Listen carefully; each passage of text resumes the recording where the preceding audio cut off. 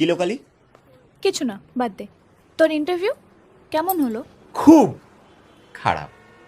এই বস, কেটে গেল কি করে? ও একটু খেলতে গিয়ে কেটে গেছে। কি যে করিস না, দাঁড়া। কিছু করিস না। ভাগ্যিস আমার কাছে ব্যান্ডেডটা ছিল। তুই কি ফার্স্ট এড নিয়ে ঘুরিস? বড় বড় হিল পড়লে বুঝবি। তোর কে করতে বলেছে এসব? তোর মাই বলেছে। ও করি ছেড়ে দে, এখন। তোকে করতে হবে না, আমি করে নিচ্ছি।